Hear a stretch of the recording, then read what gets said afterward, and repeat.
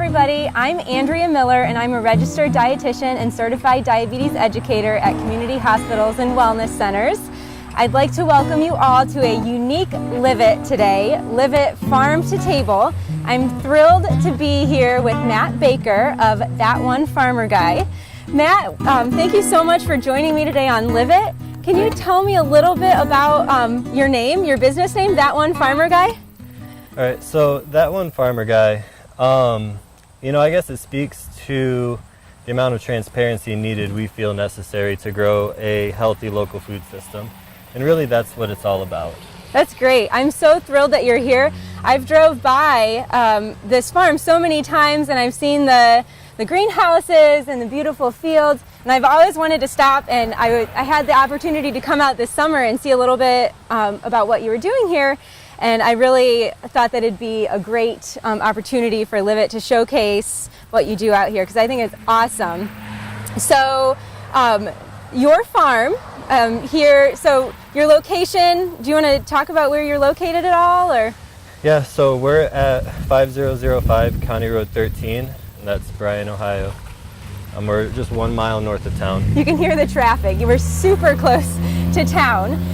So we're in one of his fields right now, and I was hoping you could show us a little bit about what you're growing out here. So it's September, not traditional growing season here in Northwest Ohio, but you have a lot of color here in this field. Can you share with us what you have growing out here? Yeah, so this is primarily our fall root crops, so a lot of radish, turnip. This is also lettuce, arugula, baby kale, and also some Asian greens that we put in our salad mix. This stuff was put in the ground about the 1st of September. Okay. This stuff will carry us all the way through Thanksgiving. Awesome. And then December and January will come out of house 1, and then February out of house 2. Awesome. Great. So these beautiful greens that we have here, I thought we could make a soup today, and it's a tomato quinoa Florentine soup. Do you think we could harvest some greens to use in our soup today? Sure. All right. So you had some greens planned to use in our soup. Mm-hmm. We'll go ahead and harvest. Okay. And you can show us what we're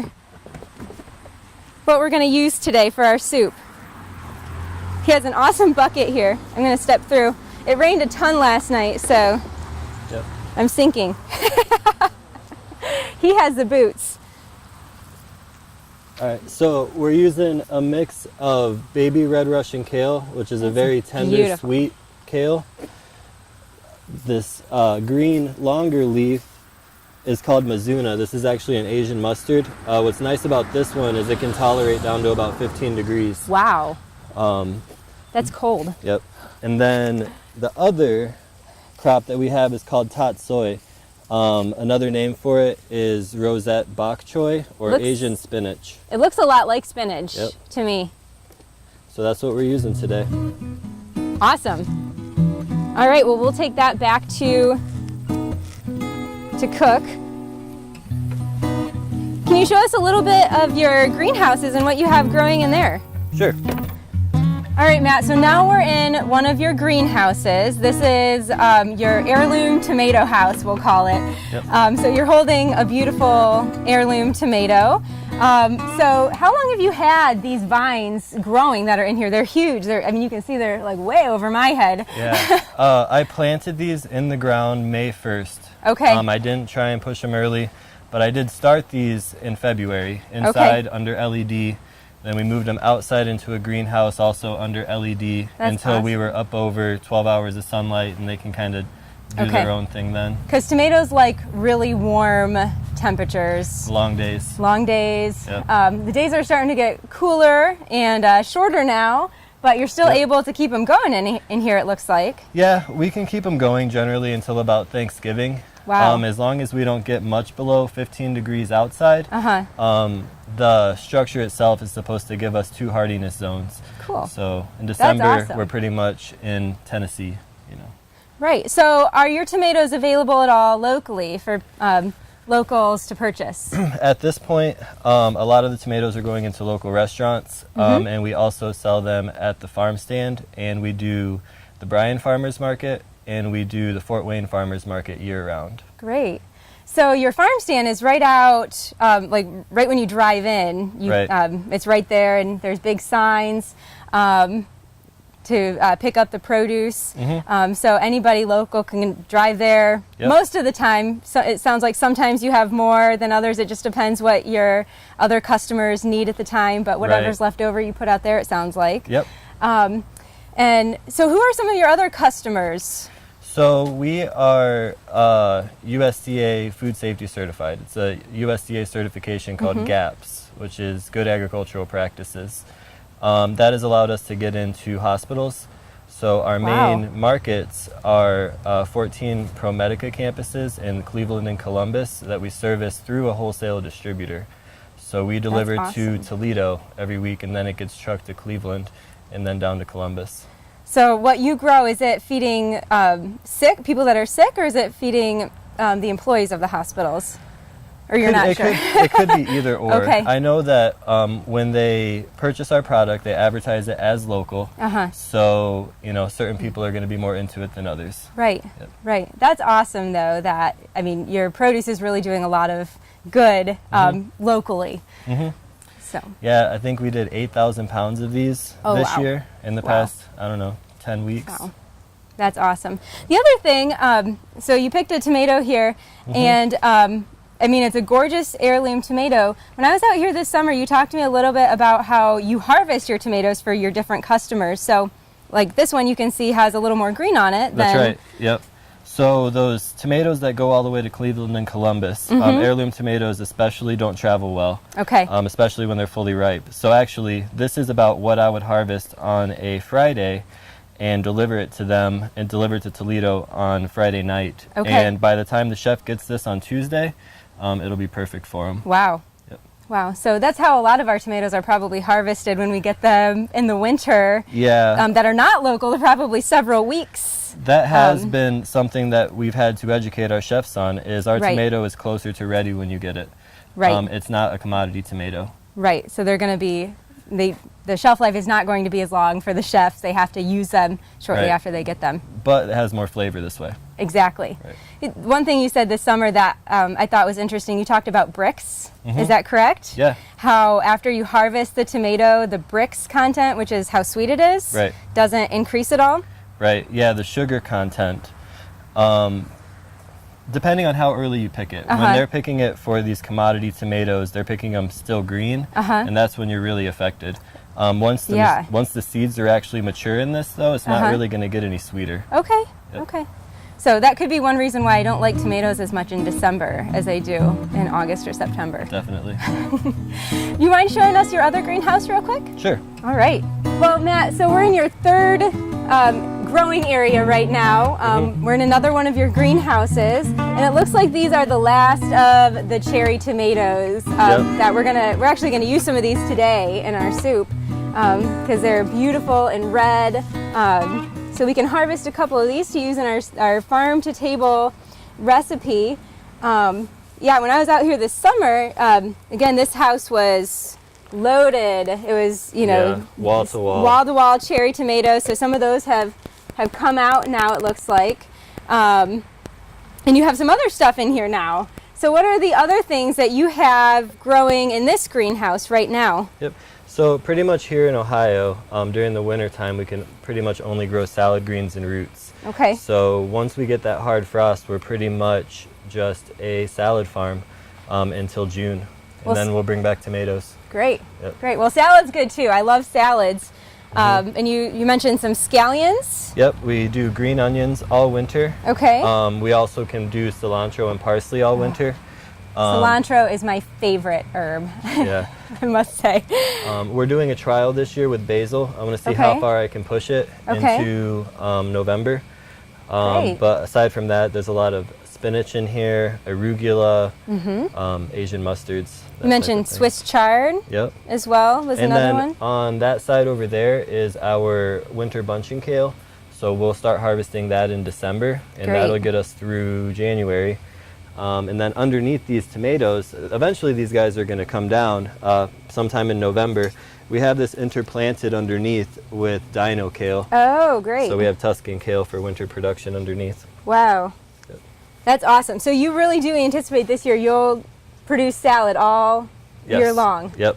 Yep. Is this the first year for you to do that? No, we always produce salad all winter. This year was a little different for us because of the heat and the drought that we had. I have trouble growing salad in August. It's not so much the winter that gets me. Yeah. Right, yeah, salad does not like hot weather, does it? Right. So, yeah, it tends to get a little bit bitter, is that right? Right, yep, bitter. Yep. So, which nobody likes a bitter salad. Well, let's go back to our outdoor kitchen and get started on our soup. Matt, thank you so much for showing me your farm. It was a pleasure to come out here today to film Live It, our Live It Farm to Table. Let's get started on our farm to table recipe. The first step, we're going to take these lovely tomatoes that we harvested, and today we're using, what would you call these? It's a cherry tomato. It's a big cherry tomato. These are large cherry tomatoes here. So we're going to use cherry tomatoes today, although you could use a variety of different tomatoes for this recipe. In the summertime when we were out here, you had some lovely heirloom tomatoes. Those would be great in this recipe. Or like a large beefsteak tomato would be great. In a pinch, if you're at home, you could also use fire roasted canned tomatoes. I know that's like a word you don't want to hear, but you could do that if you didn't have access to fresh tomatoes, like, I don't know, in December or something like that, when tomatoes just are not that good in this area. Right. This soup also freezes really well, so you could make this in the summertime when you have all of your, tomatoes growing, and freeze it for the winter time. So what we're going to do is we're just going to take our tomatoes and we're going to dump them out on a cookie sheet, or a rimmed baking sheet. And we're just going to start here by taking off all the little green stems that are on here.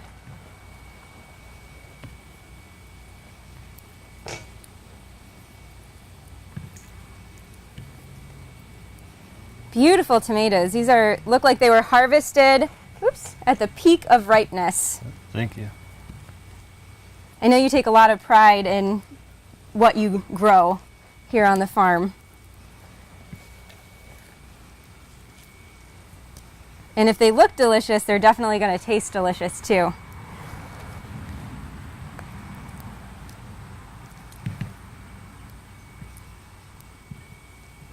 It's a fun thing about this soup is you can use, there's so many different options of ingredients that you could use. You can't really do this soup wrong. I know everybody these days is always wanting to tell you that you're doing something wrong, but you can't do this wrong. So I'm just going to take some olive oil and drizzle that over the tomatoes. I'm not too concerned about how much olive oil I'm using for this recipe because the healthy fat in the olive oil can help you to absorb some of the nutrients, the beta carotene and the A vitamins that are in the tomatoes. So a little bit of healthy olive oil is a good choice in this soup. So we're going to take these tomatoes just like they are, and we're going to run them inside real quick and put them in a 400-degree oven for 20 to 30 minutes. So I'm going to give those to Matt, and he graciously allowed us to use his home to roast the tomatoes today. All right, Matt, we just got our tomatoes out of the oven, so let's get started making the rest of our soup. So again, the tomatoes roasted for about 20 minutes in a 400-degree oven. The next step in the soup is to add some aromatics in there. So we're going to add some onions. Do you grow onions too on this? We only grow scallions. Okay. We don't grow the bulbing onions. For some reason I thought I saw onions out there. We had a few this year. Okay. But, yeah. At your produce stand when I drove in, it looked like a few. But Yep. So I'm just slicing up my onion. I always start a good soup with onion. You mentioned you cook a lot, Matt. Right. I'm sure you enjoy cooking what you grow. Obviously, what are some of your favorite things to make with your tomatoes? Oh, there's this new one this year. It's called a southern tomato pie. Oh, wow. Yeah, it's you get the tomatoes and you slice them. It's good with the heirlooms. Yeah. And we salt them to draw out the moisture, and then we put them in a pie crust, and then you top it with a mixture of mozzarella, Parmesan, and mayo, and bake it. Sounds awesome. Yeah, it's great. Might be a next Live It recipe, huh? Mm-hmm. Maybe next year. Yeah. That sounds amazing. You'll have to send me that recipe. Mm-hmm. So again, I'm just slicing up my onion, which anybody that watches Live It has seen me do 100 times by this point. I use a lot of onions in my cooking because they add so much flavor and so much nutrition. So I have my stock pot going. I'm just going to add a little bit of olive oil. And I'm going to toss in the onions. And if you want, Matt, while I'm doing this, we have our tomatoes here. And if there's any skin that's, easily peeling off, we can just, start to peel off a little bit of the skin. And any that doesn't easily come off, don't worry about it. Some people don't like biting into skin in this kind of soup. If you don't mind it, then you can skip this stuff. There is actually some nutrition in the skins. But get started on that.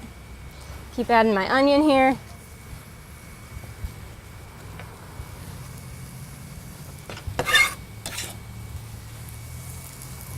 And then I'm going to grab my 3 cloves of garlic. So another thing that, if you're familiar with Live It, you've seen me do 100 times by now. My garlic, I love my garlic. Again, it's so good for you. And it adds a lot of flavor to anything that you're making. So most of my recipes have garlic in it. Just peeling the paper part off of it. So Matt, I know we were talking a little bit ago about diseases on your plants, and you're more concerned about diseases than some other farmers in the area. Because you use a lot of organic practices, or all organic practices, is that correct? Yes. So all our practices for growing our produce have to be organic, so we don't use any chemical fertilizer, any chemical pesticide. And within that, we also don't use anything that's going to harm any off-target pests. Okay. So when we select a chemical, whether it's, or a compound, whether it's organic, or not, it can still hurt off-target pests like honeybees, that type of thing. So not only do we follow the organic principles, but we're also mindful about, the ecosystems around us and keeping those guys happy. And that's so important for us to consider going into the future, this sustainability of farming practices. And, like you said, the bees. That's another huge important consideration. We rely on the bees to pollinate, most of the things that you grow. Right.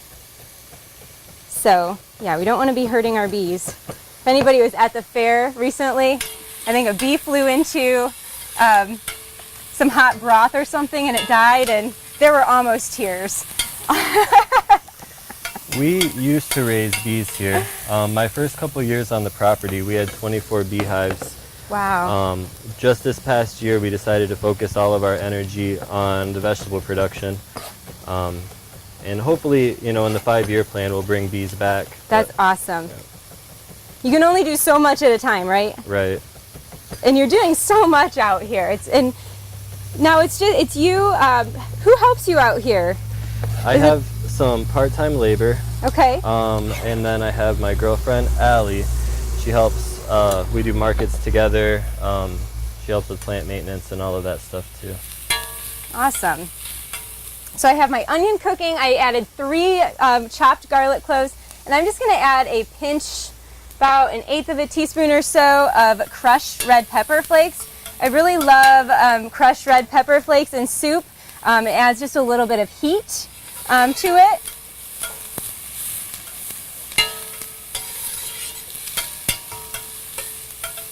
All right. And that really doesn't need to cook long. You can see it's starting to brown. The onions are starting to brown a little bit. They're a little bit more translucent. So I'm going to go ahead and add my broth now, and also some water.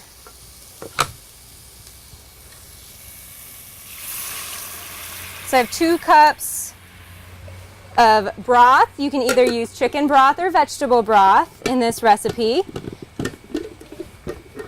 And then I also have 2 cups of water, if I can open it.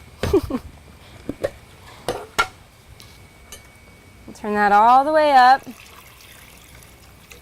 You want that to boil.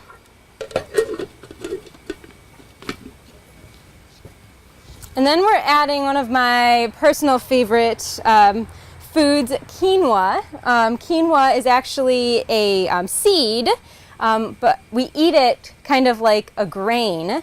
The special thing about quinoa is it's actually a complete source of protein, which means it contains all of the essential amino acids. This quinoa is it's pre-rinsed. So a lot of people wonder why you need to rinse quinoa in the first place. It contains a bitter substance on it called a saponin, and it can make it quite unpleasant to eat if you don't rinse it. So if you're buying quinoa, I think the easiest way to buy it is to look for a pre-rinsed variety, and it should say it right on the box. If it's not a pre-rinsed variety, just go ahead and in a fine mesh sieve, it can't have thick holes or it'll fall right through. In a fine mesh sieve, go ahead and run it under some water, and that'll make it taste less bitter. But lots of nutrients in quinoa. It is gluten-free, so for anybody that is following a gluten-free diet, this is a great substitute for a grain because it's high in fiber and rich in nutrients. But it doesn't have that gluten in it that some people are sensitive to. So it's one of my favorite additions. So I added 3/4 of a cup into that, and I'm going to put my lid right on there, and we're going to bring that to a boil. And then we're going to reduce the heat, and we're going to simmer it for about 15 minutes, just until it starts to soften a little bit. So, okay. All right, so this has been simmering away for about 15 minutes, and you can see here that, so I always say that quinoa has a tail. There's a little, I believe it's the germ, and it's the rest of the quinoa turns translucent when you cook it, but then there's like a little, almost, it looks like a letter C. You can tell I have a preschooler at home. It looks like a letter C that's kind of come off of the kale. And I always say it's done when you can kind of see that little tail come off. No, there's no worms in this soup. It's just the tail of the quinoa. So if you're uncomfortable with using quinoa or don't like quinoa for some reason, you could also substitute like a whole grain orzo in here, or even a rice would be good. Preferably a brown rice. So, all right, Matt, let's add these beautiful greens to the soup. We can just start adding them by the handful, and we'll just add as much as we think it needs. It'll wilt down quite a bit, though. Yep. So generally about 10 ounces is a good amount. We'll add several handfuls in there, and while you're adding those, I'm just gonna kind of break apart the tomatoes with some knives. You can either kind of dice them up or however you see fit. I'm just kind of crushing them a little bit with a knife. Let's see how our a little bit more? Yeah, let's add another handful or so.